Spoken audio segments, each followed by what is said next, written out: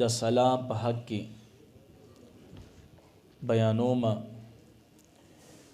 سلام ویل کېږي ستا، سلام ویل کېږي سلامتیا ته، امن ته ویل کېږي.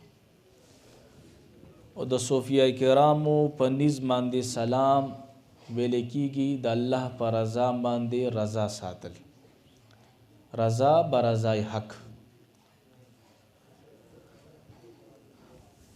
حضور نبی کریم صلی الله علیه وسلم مبارک چې کله مدینه منورې ته تشریف وروړو، د حضور علیه السلام په زبان مبارک باندې لومبي الفاظ افشو السلام، اے زما صحابه په مدینه منوره کې سلام عام کړئ. نو دا د حضور علیه السلام ډیر ښکلی سنت دی سلام اچول. خو بدقسمتۍ سره زمونږ په معاشره کې دا سلام رو رو ختمیدونکې ماته ښکاري، ځکه چې اکثر به تاسو په معاشره کې په مجالسو کې کتلی وي، نو د سلام په ځای خلک نن سبا سوی څنګه حال دی ښې مزاج دی ښه دی یا په خیر رالی یا چې سحر ټیم نو ګډ مورننګ ورته ووایي، مزاج شریف دی ښه دی. نو داسې قسم الفاظ د سلام په ځای باندې زمونږ په معاشره کې نن سبا استعمالیږي او دا ټول خلاف سنت دی. ګورئ اوس که یو انسان چاته وي السلام علیکم ورحمت الله وبرکاته په خیر رالی نو بیا هم صحیح ده. د پښتنو وا چې کوم یو خپل دغه د رسم لحاظ سره یو سلام دی که هغه ورسره هم اخره کې واچولو پې سلام نو هم صحیح د خیر دی. حضور علیه السلام باندې به یهودو سلام داسې اچولو سلام علیکم، حضور علیه السلام مبارک به دغې جواب ورکولو علیک ما قلته، پتا دې دا سام بیماری راشي چې په ما باندې راغلی. نو اکثریت په تاسو کتلی وي بعضې خلک سلام علیکم السلام علیکم،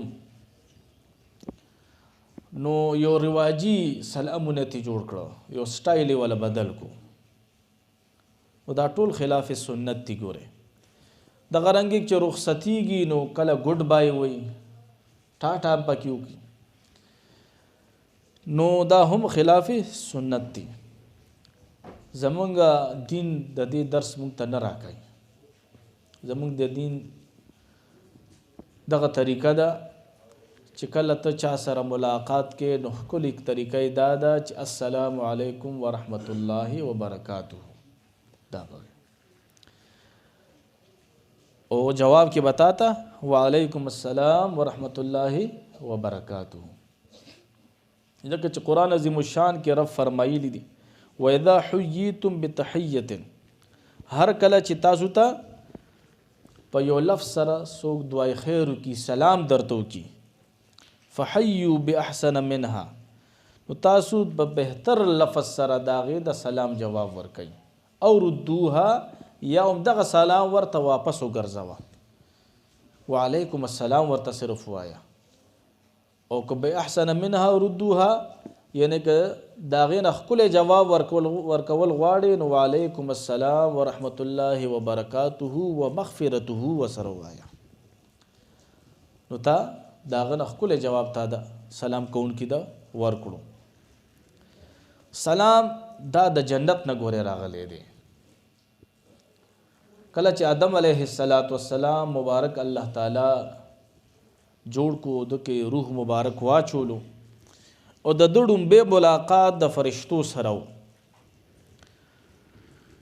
حضرت آدم علیه السلام ته الله تعالی حکم فرمایلو چې آدمه ته د فرشتو د مجلس ته ورشه او په دی باندې سلام واچوه او غور وکړه چې د فرشتې تعالی کوم جواب درکړي نو دا به ستا او ستا په ټول آل اولاد کې رایج وي. کله چې آدم علیه السلام مبارک د فرشتو د مجلس ته تشریف وروړو نو یې فرمایل السلام علیکم، نو فرشتو ورته فرمایل السلام علیک ورحمت الله. ټولو فرشتو ورته فرمایل. عام طور باندې موږ السلام علیکم وایو، دا مختلفو صيغو کې هم استعمالیږي. سلام علیکم که څوک سلام علیکم نو د الف لام به بیا لرې کوي. السلام علیکم د الف لام سره د میم ته تنوین ختمیږي، خو چې الف لام ته لرې کړو نو بیا به سلام علیکم ویلي، دا هم صحیح دی. سلام څوک واچوي نو دا هم صحیح دی، خو بهتره طریقه دا ده چې السلام علیکم ورحمت الله وبرکاته. حضور نبی کریم صلی الله علیه وسلم ارشاد مبارک ته چې تاسو به هغه وخت پورې جنت ته داخل نشئ سو پورې چې تاسو ایمان رو نړئ.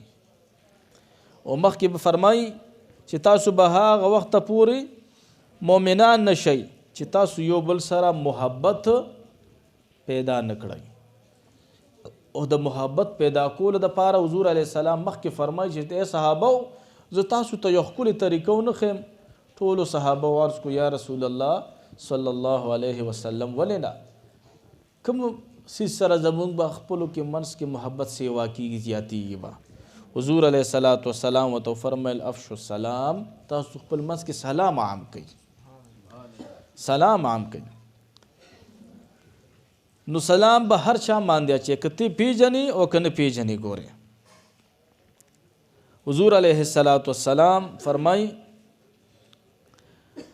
چې بهترین اسلام دا دی چې ته په خلکو باندې خراسکات وکړي. کم کمزوري مسکینان خلک دي، دیندار خلک دي، په هغې باندې خوراک سکات کې او په هر چا باندې سلام اچي، خوا ته پیژنې او که نه پیژنې. ګورې د صحابه کرامو به دغه طریقه وه چې هغوی به اکثر بازار ته تشریف وړو. حضرت طفیل رضی الله تعالی عنہ فرمایي چې زه به د حضرت عبدالله ابن عمر رضی الله تعالی عنہ صحبت له کله کله تلم، دغه سره به مې ناسته کوله. د نیکانو پاکانو سره دا ناسته دا د صحابو سنت دي. ګورئ وایي کله کله به حضرت عبدالله ابن عمر رضی الله تعالی عنہ بازار ته تشریف یوړو نو زه به یې ځان سره واغستم. و حضرت عبدالله ابن عمر رضی الله تعالی عنہ با په هر چا باندې سلام وچولو. دکانداران چې سونو پټولو به سلام واچولو، که مخې له به څوک راتلو په هغوی به هم سلام واچولو. مبارک به څه نه واغستل، نه به یې خرڅ کړه، نه به چا مجلس کې کېناستو، واپس به یې کور ته تشریف وروړو. د حضرت طفیل رضی الله تعالی عنہ ورته فرمایي ای عبدالله ابن عمر تاسو خو نه څه واغستل، نه څه خرڅ کړه، نه چا سره څه غرض و، نه د چا ملاقات له تللی وی، او سلام هم په دې ټول بازار کې واپس خپل کور ته تشریف وروړو. حضرت عبدالله ابن عمر رضی الله تعالی عنہ ورته خوش طبیعتۍ نه فرمایي ای غټ خېټیه وی. دا طفیل رضی الله تعالی عنہ د خېټه مبارکه لګه غټه وه، خوش طبیعتۍ نه ورته فرمایي وایي زه ځکه د بازار ته تللی وم چې زه په خلکو باندې سلام واچولم او خلک په ما باندې سلام واچوي. دې دپاره چې کوم دی زه سلام دپاره چې کوم دی تللی وم. ګوره نو سلام طریقه څه ده؟ ګرځېدونکی سړی به په ناستړي باندې سلام اچوي. ګورئ دغه رنګې په سایکل باندې په موټر سایکل باندې چې څوک ناست وي نو دی به په ناست سړي باندې یا پیدل سړي باندې به دی سلام اچوي. ګورئ دارنګې په یو لاره کې دوه ډلې را روانې دي، یو طرف نه هم ډله را روانه ده، بل طرف نه هم د خلکو یو ډله را روانه ده. کومه ډله کې چې خلک ډیر دي نو دی به سلام نه اچوي. سنت طریقه داسې ده چې کومه ډله کې دا خلک لږ دي دی به په دې زیاده ډله والا باندې سلام اچوي. ګورئ دی به داسې طریقه کوي. دا موږ ته دین اسلام د دې درس راکوي. ګورئ دغه رنګې که تعالی چا د بل مرګري سلام روړو نو مونږ سوې وعلیکم السلام نه. مثال خبره ما ته چا د یو دوست سلام روړو یاره فلانکی کس پتا سو باندې سلام ویلې نو زه هغه ته وایم وعلیکم السلام نه. دا هیڅ معنی نه لري دا سلام جواب ورکول. د دې سلام جواب به څنګه ورکې وعلیک وعلیه السلام وعلیک وعلیه السلام. حضور علیه السلام مبارک ته صحابي راځي ورته فرمایي اے د الله رسوله زما پلار پتا سو باندې سلام ویلي. حضور علیه السلام مبارک ورته داسې نه فرمایي وعلیکم السلام ورته فرمایي علیک وعلی بیک السلام. پتا دم سلام وي او ستا په پلار دې هم سلام وي. نو داسې به سلام د بل مرګري باخلو وعلیک وعلیه السلام. حضور علیه السلام مبارک نه تپوسو شو چې څوک په سلام کې پهلو کې چاله پکار دی چې سلام کې اول ډومبه ځان راولي.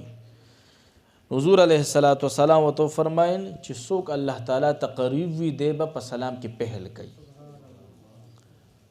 ما تا خنن سبا د بل انتظار کو چې دی برا باندې سلام اچي خو نه. حضور علیه السلام فرمایي چې کوم انسان رب ته قریب دی دی به په مخکې باندې په خپل سلام اچي ګوره. حضور علیه السلام مبارک فرمایي چې د سلام اچون کې دا د تکبر نه خالی وي ګوره. د تکبر نه خالی وي. دارنګي قرآن عظیم الشان کې فرمایي رفیدا دخلتم بیوتا فسلموا علی انفسکم. کله چې تاسو خپل کورونو ته داخليږئ نو په خپل ځانونو یعنی د خپل کور په افرادو باندې سلام اچوي سلام. او موږ پښتانه خو بیا په دې باندې شرمېږو الله دې معافي وکړي. یاره زه به اوس خپلې بیبي ته څنګه سلام اچوم؟ یاره دا عادت خو ما ته ډېر ګران دی. ما خو ټول عمر کې چېرته په خپله بیبي په خپلو بچو باندې په خپل مور بیبي باندې سلام نه دی اچولی. خو نه قرآن راته فرمایلی دي چې کله تاسو خپل کور ته داخلېږئ نو د خپل کور په افرادو باندې سلام اچوئ او چې کله رخصتی مخلی نو هم به سلام اچي ګورئ. حضرت انس ابن مالک رضی الله تعالی عنہ ته حضور علیه السلام به فرمایل اے زما بچوړیا چې کلم کور ته ځې نو په خپل کور په افرادو باندې سلام اچوه او کله چې د کور نه رخصتي راخلي نو هم د کور په افرادو باندې سلام اچوه. او یو ښکلی عمل درته ښیم ډېر بهترین عمل دی. که څوک غواړي زما کور کې د نش لفظ نه وي څوک غواړي زما په کور کې د الله د نعمتونو باران وي که څوک غواړي چې زه د فقر او د فاقې د رزق د تنګۍ نه لرې پاتې شم او هر زما کور کې د زما د دسترخوان د الله په نعمتونو باندې ډک وي نو هغه د یو عمل کوي. هغه چې کلم داخليږي صحابي حضور علیه السلام یو صحابي ته حضور علیه السلام دغه عمل ښودلی چې کلم تو کور ته داخليږي د خپل په کور په افرادو باندې سلام اچوه او بیا یې ورته فرمایل پس د دې نه بیا په ما باندې سلام اچوه. السلام علیک ایها النبی ورحمت الله وبرکاته. مولا علی قاری رحمت الله علیه فرمایي چې د هر مؤمن بنده په کور کې د حضور علیه السلام روحانیات موجودي ګوري.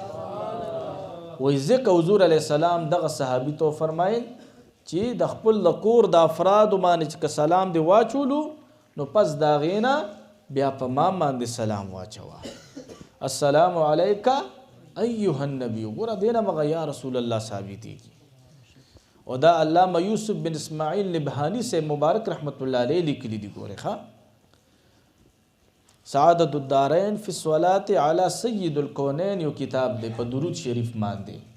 هغه کې علامه یوسف بن اسماعیل نبهانی سے مبارک رحمت الله علیه دغه خبر لیکلی دا. او علامه یوسف بن اسماعیل نبهانی سے رحمت الله علیه تاسو یو هستی په مقدس مکه تیر شوی دا چې د حضور علیه السلام به فرمایل په خوب کې ورته فرمایلو دي چې ته زما محبوب یې. چې چاته حضور محبوب وای غلب رب سونه لوی شان ورکړي. نو حضور علیه السلام بیا دغه صحابي ته فرمایي چې کله په ما باندې سلام واچې نو بیا به د سورې اخلاص شریف تلاوت وکړي. قل هو الله احد الله الصمد لم یلد ولم یولد ولم یکن له کفوا احد. د دې تلاوت به وکړي. ستا د کور نه به د فقر د رزق د تنګي الله ختم کړي. دغه صحابي لاړو دغه عمل شروع کور ته به چې راتلو د کور په افرادو سلام په حضور علیه السلام مبارک باندې سلام او بیا د سورې اخلاص شریف تلاوت. علامہ یوسف بن اسماعیل نبهانی سے مبارک رحمت الله علیه فرمایي چې د دو تنګي خو الله ختمه کا د دې عمل د وجه د سره چې څونه گاونډیانو د غیم تنګي الله تعالی ختمه کا.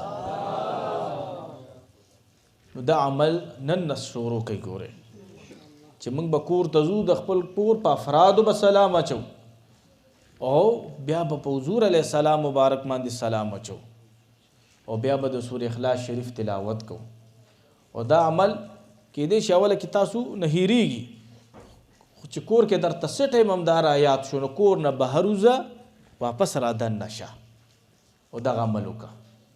څو پیرې ته دغه ټریننګ وکړي په خپله به تا ته بیا دا یادېږي. نو کوشش کوئ چې دغه عمل خامخا نن نه شروع کوي. ګورئ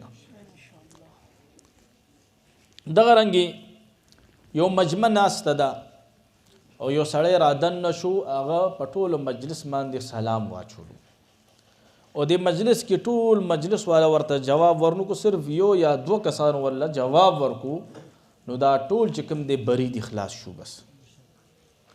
او کنا د ټول مجلس والا سلام وانه غوښتلو داغه نو دا ټول ګناهګار دي. ګوره دا ټول ګناهګار دي. دارنګې یو مجلس لګېدلی دی و هغه مجلس کې د الله تعالی ذکر شروع دی. هغه مجلس کې د درود شریف ورد شروع دی. هغه مجلس کې د قرآن تلاوت شروع دی. هغه مجلس کې وعظ او نصیحت شروع دی. نو په دغه موقع باندې به بیا څه کې بیا به خاموشۍ سره راځي او کې بني. ګوره بیا به په خاموشۍ سره راځي کې بني. کله چې مجلس برخاست شو بیا ټولو سره ملاقات وکړه او کنه مجلس عام مجلسو خبرې اترې آسې عام مجلسو بیا په ټولو باندې سلام اچولی شي. او چې کله مجلس نه رخصتېږي او د وعظ نصیحت د ذکر اذکار د درود محفل نو بیا السلام علیکم ورحمت الله وبرکاته دا وایه په ټول مجلس باندې روان شه. دغه رنګې حضرت عمران بن حسین رضی الله تعالی عنہ فرمایي چې موږ د حضور علیه السلام په خدمت کې حاضرو. یو صحابي رالو هغه فرمایل السلام علیکم و حضور علیه السلام فرمایل ته نس نیکۍ وګټلې. د دې نه بعد یو بل صحابي راځي هغه فرمایل السلام علیکم ورحمت الله. په ټول مجلس سلام واچو. حضور علیه السلام مبارک فرمایل د 20 نیکۍ وګټلې. چند لمحو بعد بل صحابي راځي هغه فرمایي السلام علیکم ورحمت الله وبرکاته. حضور نبی کریم صلی الله علیه وسلم فرمایل چې د 10 نیکۍ وګټلې. او بل روایت کې راځي د حضرت معاذ بن انس رضی الله تعالی عنہ نه روایت ده چې یو مجلس کې زه ناستم او یو صحابي رالو هغه داسې سلام واچولو وی فرمایل السلام علیکم ورحمت الله وبرکاته ومغفرته. و حضور علیه السلام مبارک فرمایل چې د 40 نیکۍ وګټلې. او په ورځ د محشر به انسان یو نیکۍ بسې ترسیږي. ګوره یو نیکۍ بسې به ترسیږي. نو کوشش کوئ چې پوره د ومغفرته پورې سلام اچوي. السلام علیکم ورحمت الله وبرکاته ومغفرته. او بل دا خبره هم یاد ساتئ کله تاسو چاته رنګ ملاووئ یا تاسو ته چا رنګ ملوکو نو هیلو مو وایئ. دا هیل چې کوم دی دا د انګلیش زبان لفظ دی او هل تاسو په ډکشنری کې چک کوي د هل ویل کېږي جهنم ته ګورئ دوزخ ته ویل کېږي په انګریزي زبان کې نو تاسو یا زه چې چاته هل ووایو نو مو تاسو ورته ووایو ای جهنمیه ای دوزخي نو کوشش کوئ چې د هلو په ځای ډایرک السلام علیکم ورحمت الله وبرکاته ومغفرته دا سلام عام کوي که دا عادت چا کې نه وي نن نه بعد چې کوم دی دغه عادت شروع کوي دغه رنګې یو انسان اوده دی نو د اوده سړي باندې سلام دا د حضور علیه الصلاۃ والسلام د سنتو خلاف دی ګوره یو انسان اوده دی او ته وشړه کې چې السلام علیکم ورحمت الله وبرکاته نو کې دې شي د سلام په جواب په ځای یو خو پټاخه درکړي نه بس چې هغه اوده دی سلام به پې نه اچي او یو مجلس دی څه کسان پکې اوده دي او څه کسان پکې ویښ دي نو په دغه موقع باندې به داسې سلام اچي چې هغه ویښ کسانو ته ستا سلام هم ورسیږي او د اوده کسان راپام نشي ګورئ داسې طریقې سره به سلام اچي ګورئ دغه رنګې زموږ په معاشره کې یو بله طریقه هم رایجه ده مونږ اکثر به تاسو هم کتلی وي ما خو بارها کتلی دي خلک اسې لاس اوچت کي دا د ګوتو لاس بعضې خلک پکې داسې هم کوي حضور علیه الصلاۃ والسلام مبارک فرمایي دا مشابهت د یهودو دی ګوره دا مشابهت د یهودو دی او دا لاس خوځول دا مشابهت د نسواراو دی ګوره نه السلام علیکم بعض علما فرمایي د دې حدیث مبارک په تشریح کې که د سلام سره څوک لاس اوچت کړي نو بیا ټیک ده وایي بیا د یهودو او د نصارو مشابهت نه دی ګوره ته چاته سلام کې السلام علیکم ورحمت الله وبرکاته ومغفرته نو دا بیا ټیک عمل دی خو اسې به چاته لاس اوچت کړي نو دا بالکل تا د یهودو او د نصارو مشابهت کو ګوره انسان لری وي مثال خبره یو زمیندار دی یو پټی کې لګیا دی بل زمیندار بل پټی کې لګیا دی که دی ورته په زبان باندې اوس وایي نو د دا زبان ورته اواز ورته نه رسیږي نو دی چې لرې نه ورته لاس اوچت کي او په خوله به زبان باندې وایي السلام علیکم ورحمت الله وبرکاته ومغفرته نه لرې نه هغه بل زمیندار پوه شي چې دی مسلمان ورور په ما باندې سلام واچولو او نن سبا خو الله دې معافیو کې زموږ سلامونه د مطلب دی ګورئ زموږ سلامونه د مطلب دی یو سړی هغه ډېر زیات غریب و مسکین و چا به پې سلام نه اچولو الله پې راحت راوسته مالداره شو کاروبار کې ترقي ملو شوه خلک بیا سلامونه اچول به پې خلکو چې په ده به بیا چا سلام واچولو نو ده به ورته وویل ستا سلام به ورته ورسوم ده به د سلام دا جواب ورکولو نو یو ډریور ورسره نوی نوکر شوی نو هغه ورته خان تا ته چې څوک سلام واچوي نو ته ورته چې ستا سلام به ورته ورسوم پکار دی چې تو ورته چې وعلیکم السلام وایي بچې زه ډېر زیات غریب وم مسکین وم دا کوم خلک چې په ما باندې اوس سلامونه اچوي دی به ما ته کتلم نه السلام خو لا لویه خبره ده نو زه دی ته ځکه وایم چې ستا سلام به ورته ورسوم چې دا کوم خلکو په ما باندې په لارو کې سلام اچولې زه لاړ شم کور کې چې کومې پیسې را سره پرتې دي هغې ته ودرېږم او د یو نوم ورته والم چې هغه هم در باندې سلام ویلی هغه هم در باندې سلام ویلی د ټولو دا سلام قبول کا نو زموږ سلام الله دې معافي وکړي د ریاکارۍ ډک سلامونه هم دي ګورې الله دې معافي وکړي دیني خلک ما سره دې سروزې له نځي زه په ده سلام نه اچوم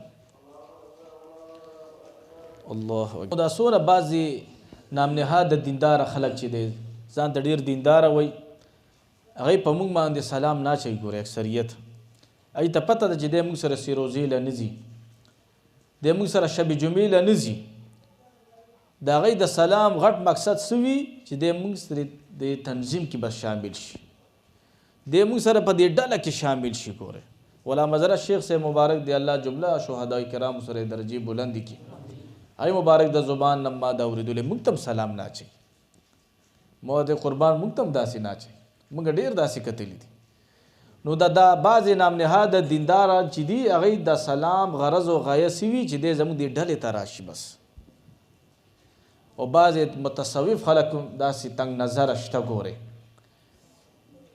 چې دا د پلانکي صاحب مرید دی په ده باندې زه سلام نه اچوم دا خو زما د پیر صاحب مرید نه دی داسې هم پکې شته ګوره خو پکې داسې هم ما لیدلي دي چې داسې د بل صاحب مرید موږ ته سلام نه اچوي داسې هم پکې ما لیدلي موږ ته یې شا کړې ده او ما هم الحمدلله د اخلاقو مظاهره کړې ده زه ورپسې ورغلی ما او سلام مې پې اچولی دی د اخلاقي شکست ګورې ډېر خوند کوي چې چاله ورکړي دا دې خوند تاسو چېرته واخلئ ګوره نو داسې هم شته پکې ګورئ ښه نه سلام کې به د خدای رضا د الله رضا دپاره که زما ډله کې دی او که نه دی که زما د شیخ مرید دی او که نه دی که زه پیژنم او که نه پیژنم زما بس مسلمان ورور دی زه به پې سلام اچوم ګورئ زموږ طریقه دا ده ګورئ نو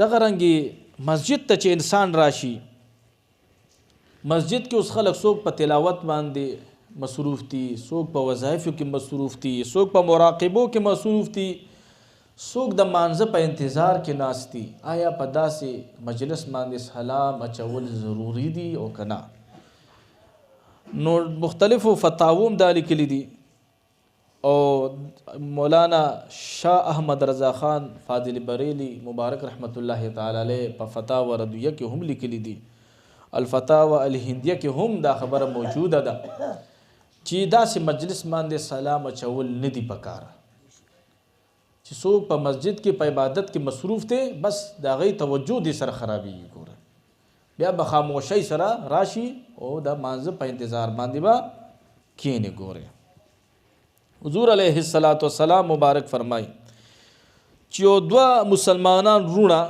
په لاره باندې روان دي او په لاره کې دی له یو کاڼی مخې له ورغو یا یو بوټی ورغو یا یو دیوال مخې له ورغو د دې دواړو په منځ کې دغه شی حایله شو او دی لږ جدا شول خپلو منځ کې د دې کاڼي نه بعد د دې بوټي نه بعد د دې دیوال نه بعد دی بیا خپلو کې ملاقات وشو نو دی به بیا په یو بل باندې سلام اچوي ګورئ یو صحابي حضور علیه السلام دربار ته رالو مونځ یې کولو مسجد نبوي کې حضور علیه السلام مبارک تشریف فرما دی حضور علیه السلام د هغه صحابي مونځ چې وکتو نو ورته وفرمایل چې زما صحابي دا مونځ دی دوباره وکړه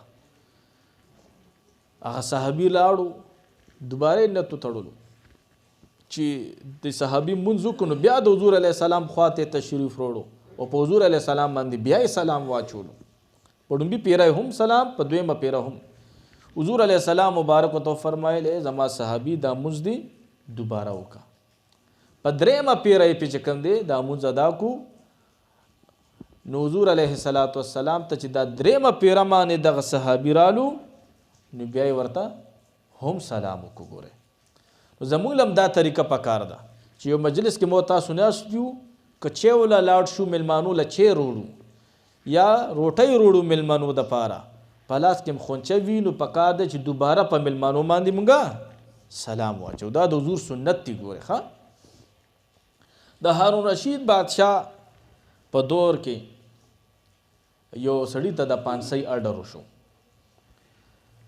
د پانسۍ اډر چې ورته وشو د هغه په سبا پانسي وه په نن ورځ ورته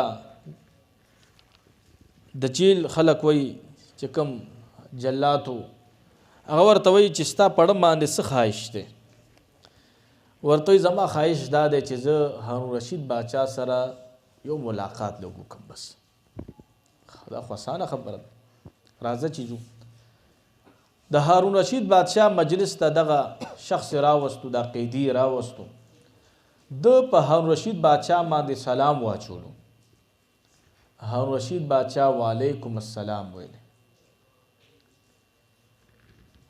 د رخصتېدو دغه ځوان دغه قیدي ورته وایي چې بس زما پانسي ختمه شوه هارون رشید بادشاه ورته ستا پانسي څنګه ختمه شوه سبا ستا د پانسۍ اډر ما کړی دی. وایي باچا سلامت ته مالس پانسي نشي راکولی. وایي ولې؟ وایي تا ماله جواب راکړو چې وعلیکم السلام، پتا دی زما د اړخه سلامتیا وي. دا سلام چې مو تاسو یو بل باندې اچو السلام علیکم، د دې مطلب څه دی؟ د دې مطلب دا دی چې زما د اړخه ستا مالم سلامت دی، زما د طرف نه ستا جانم سلامت دی، زما د طرف نه ستا حال او مستقبلم سلامت دی، زما د طرف نه ستا حیا او عزتم سلامت دی، زه به تعالی هیڅ قسمه نقصان نه در کومه. د دې مطلب ګوره اصل کې دا دی. ګوره او چې بیا مال بل څوک جواب راکړي وعلیکم السلام، نو هغه ماته هم دا جواب راکړي چې زما د اړخه هم ستا جانم سلامت دی، ستا مالم سلامت دی، ستا اولادم سلامت دی، ستا بچی، ستا کور، ستا حیا عزت دا د ما د طرف نه هم سلامت دی. ګوره او که څوک پس د سلام هم د یو بل خپې وهي نو دا غټ منافق دی. ګوره موږ وایو که نه معاشره کې سلامونه مچوي زما خپې وایي وایي، نو دا غټ منافق دی. ګوره ځکه چې یو طرف ته ته علی الاعلان دا آواز کې السلام علیکم وی چې زما دا طرف نه تا حیا عزت، ستا جان، ستا مال، ستا هر څه زما د طرف نه سلامت دي، او بل طرف نه بیا ته دغه ته نقصانونه ورکې. نو د هارون رشید بادشاه ته دې قیدي ویلي چې قربان بادشاه سلامت تا ماته ونه ویل چې وعلیکم السلام، زما د طرف نه ته سلامت چې ستاسو د طرف نه زه سلامت شوم، نو ما کې زما پانسي ختمه شوه، زما پانسي ختمه شوه. وی هارون رشید بادشاه ډیر وخاندل دې سره او وی فرمایل چې د دله د پانسي اډر ختم کړي بس. نو دغه ځوان د سلام د برکت چې کوم دی د پانسۍ د اډر نه الله بچ کو. ګوره دغه رنګې د خوراک سکات په دوران کې سلام اچول دا هم ګوره خبره نه ده. بعض علماء کرام فرمایي چې دا خوراک کوونکي اختیارمند دی که دې سلام علی او که نه علی. خو زمونږ په دې استانه کې دی الله معافي وکړي زما خوله کې یا لاس کې مې روټۍ وي او بل به راشي را سره به لاس مې لو کړي، نو ما هم خیرن کړي او ځان هم خیرن کړي. موږ به ښه درود وایو، درود دوران کې به راشي په خلکو به خپې راواړي، ځان لم تکلیف ورکړي بل تم تکلیف ورکړي. ښه د ذکر محفل به شروع وي، ذاکرینو باندې به راوړي، ذاکرینو لم تکلیف ورکړي ځان لم تکلیف ورکړي، راشي سلام د پاره. ښه تلاوت به شروع وي، مجلس د ذکر د تلاوت په وي، دی به په سپارو باندې خپې اړوي او راځي به سلام د پاره. لکه اول خو د ما نه زیات د دې قرآن ادب ضروري دی. نو دا ګوره ښه خبره نه ده. ګوره که ما ته ځان ښایي نو ګوره زه په دې نه خوشحالېږم چې زه رالم تاسو ته سلام د پاره. تاسو ته ما مخکې ویلي دي موږ له مه روټۍ کوئ نه شکرانې را کوئ، د لارې سلام هم را باندې ما چوئ، خو د دې خپلې عقیدې خدمت شروع کوي. بس اهل سنت والجماعت خدمت کوي. دا موږ د عقیده ګوره ډېره مظلومه ده. ګوره ډېر په خلکو د دې دا شکل زموږ د دې ښکلې عقیدې په دې معاشره کې خلکو ډېر دغه کړی دی، بګړو کړی دی. ګوره په هر لحاظ سره د خپلې عقیدې خدمت کوئ، موږ د هغه سالک نه ډېر خوشحالېږو. ګوره که تاسو موږ ته سلام واچوئ که وانه چوئ، که تاسو موږ له روټۍ وکوئ که ونه کوئ، که تاسو موږ ته شکرانه راکوئ او که رانه کوئ، رب راته راکوئ. بس هسې څو پورې چې سا وي موږ له به رب راکوئ. نو کوشش کوئ چې د خپلې عقیدې خدمت کوئ. عقیدې خدمت په څنګه کوئ؟ خپل ځان د دې دین اسلام د خدمت دپاره وقف کوئ، خپل بچي مدارسو ته بوځئ د اهل سنت والجماعت، خپل بچي استانو سره منسلک کوئ، خپل کورونو کې د درود د ذکر محفل شروع کوئ، هفتواري د وعظ د نصیحت مجلس شروع کوئ. تاسو ته موږ بارها ویل موږ به دله راځو هفتواري مجلس لپاره، خو تاسو قدم خو واخلئ که نه، سیل مه کوئ. ګورئ متحرک شئ، حرکت کې ځان راولئ. که خپل حیا او عزت غواړئ د دین خدمت شروع کوئ. ګورئ او د دین خدمت کې خیرخواهي پرته ده. هغه سلیمان علیه السلام مبارک چې دا تخت راتلو او یو میږی و میږی د نور میږو ته یو فرمایل وی ویلې ورته چې ادخلوا تاسو ټول داخل شئ خپلو سړو ته لا يحتمنكم سليمان وجنوده وهم لا يشعرون. اسنه چې حضرت سلیمان علیه السلام او دغه ټول لشکر ستاسو د خپل لاندې دغه نکی وړم نکی. حضرت سلیمان علیه السلام 3 میله لرې د میږي دا خبرې اورېدلې وې. 3 میله لرې د سلیمان علیه السلام د میږي دا خبرې اورېدلې وې. ګوره اوس د میږي خبرې کوم تاسو دی وخت هم جو کو نشو اورېدې. ګوره خدا خود انبیاء کرام شان دی کنه په خپل ځان باندې خود انبیاء کرام قیاس په خونه کې چې څنګه عظیم داسې د انبیاء کرام حال دی. نه حضور علیه السلام خو بیا ډیر اعلی شان دی. ګوره سلیمان علیه السلام 3 میله لرې د میږي خبرې اوري. زما واست आवाज با د حضور علیه السلام دی زینا مدینه منوره کې نوري بشک اوري. ګوره بشک اوري. خو چې زموږ دړنه د आवाज راوځي دړنه حضور ګوره موږ ته ډیر متوجه دی حقیقت درته وي خو زموږ طرف له ډیر کم دی. حضور غواړي چې زه د خپل امتیانو له ملاقات ورکم خو زموږ د اړه ډیر زیات کمې دی. نو دې میږي له الله څه شان ورکو. ګوره د دې میږي په نوم باندې الله تعالی پوره سورت وګرځول په قرآن مجید کې سورۃ النمل. دی میږي ته الله تعالی دا شان په دی وجه ورکو چې د خلکو خیرخوا و دا میږي.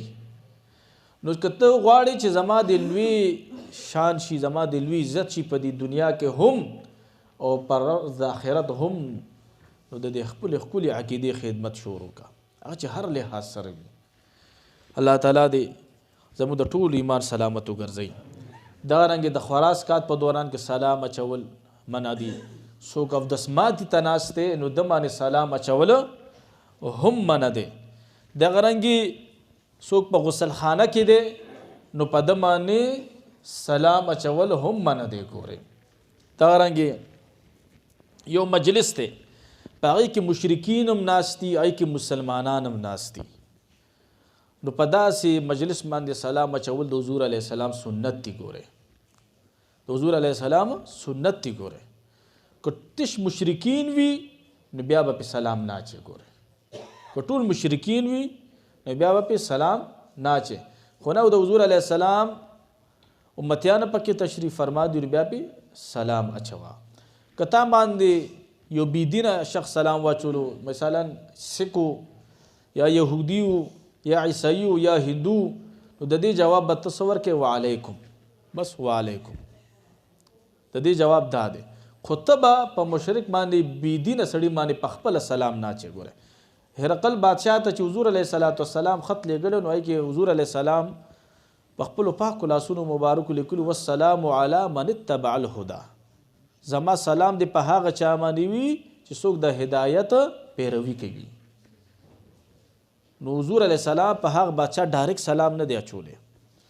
دارنګې تا ته چا خط راولېږلو او خط کې دوست پتا باندې سلام اچولې دی نو تو په خط کولاولو سره مخې سره د هغه ملګري سلام واخله. ګوره خط کې تا ته ملګري لیکلي السلام علیکم نو تو په زبان باندې د هغه سلام واخله. ګوره الله تعالی دې موږ کې د حضور علیه السلام د ښکلی سنت راولي او الله تعالی دې په زموږ د ټولو زندگی ښکلي کړي. کوشش کوئ چې وړوکی دی که مشر دی که کشر دی په هر چا باندې سلام اچوي. حضرت انس بن مالک رضی الله تعالی عنہ په لاره به چې کله تشریف وړو نو په ماشومانو به یې سلام اچولو. یو کس ورته وایي چې صاحب دا خو تاسو نه ډېر واړه دي وایي ما حضور علیه السلام لیدلی دی چې په ماشومانو باندې به سلام اچولو. نو په سلام کې دا نشته چې دا مشر دی دا کشر دی بس چې چا پهل وکړو بس او دا ماشومان به څنګه زده کړه کوي داسې به زده کړه کوي که نه چې ما تاسو په سلام وچوئ به ورور دې سره زده کړه کوي. پوره هغه حضرت شاه سلیمان طوسی رحمت الله تعالی علیه چې پیر پټان صاحب مبارک رحمت الله تعالی علیه باندې یادېږي. د مبارک سره د خپلو مریدانو روان دی یو ماشومان دی په یو بوټي باندې کاڼولي میوې ته راغورځوي. یو کاڼی رالو حضرت شاه سلیمان تونسی رحمت الله تعالی علیه باندې را پریوتو. ټول مریدان غصه شو چې صاحب مبارک باندې کاڼې را پریوتو. ماشوم هم ډېر زیات ویریدو چې اوس به راسره مریدان دا پیر صاحب څه عمل کوي. صاحب مبارک فرمایي چې دا بچی دا ماشوم مال راولئ. بس هغه باندې نورم ګبراهټ تاری شوه. ماشوم ډېر یاره کې راوستوله. حضرت شاه سلیمان تونسی مبارک رحمت الله علیه ړومبې سو اول د ماشوم ته سلام وکړو. پیر پټان صاحب مبارک رحمت الله علیه اول د ماشوم ته سلام وکړو او بیا یې ځان ته راجوخ کو. او مریدانو ته یې فرمایل چې دعا ته لاسونه اوچت کړئ چې دې ماشوم ته الله ولایت ورکړي، چې دی الله خپل ولی جوړ کړي. یو مرید ورته اواز وکړ قربان د پتا سو کاڼې وشته دی و یو ما ته پته ده د په ما باندې کاڼې وشته دی وای ګوره د په بوټي کاڼې وشتل نو بوټي ولا میوه ورکوله چې په مای کاڼې وشتو زه به ولا ولایت ورکم. دا اولیاء نیکانو پاکانو داسې ښکلي اخلاق وي. ګورې ښه دی نه ډېر زر په جلال کې راځي او نه چا سره چې کوم دی هغه د تکبرانه طرز استعمالوي. ماشوم کو ولا مخې له راځي نو هم ورته سلام کوي، که مشر ورته راځي کشر ورته راځي هم ورته سلام کوي. ګوره امام حسن بصری سے مبارک رحمت الله علیه نه یو مرید تپوس کوي قربان عاجزی څه شی دی؟ عاجزی څه شی دی؟ امام حسن بصری سے مبارک رحمت الله علیه ورته فرمای بچې کله چې د کور نه بهر روزي هر څوک د خپل ځان نه بهتر ګڼه. د الله چې څونه مخلوق تعالی مخې له درځي دا ټول د ځان نه بهتر ګڼه. دا بهترین عاجزي ده. ګوره ها نو الله تعالی دې زموږ د ټولو زندگی د حضور علیه السلام په سنتو باندې مزینه کړي. حضور علیه السلام فرمایي چې من احب سنتي فقد احبني. څوک چې زما سنتو سره محبت کوي دی په حقیقت کې ما سره محبت کوي. ومن احبني كان معي في الجنه. او څوک چې ما سره محبت کوي په ورځ د محشر به ما سره په جنت کې. ګوره نو کوشش کوئ چې د حضور علیه السلام کوم سنت تاسو ته معلوم وي هغې باندې نن نه پس عمل شروع کوي، او چې کوم سنت درته نور معلومیږي خپله زندګۍ کې هغه ښکلي سنت د حضور علیه السلام راولئ. واخر دعوانا الحمد لله.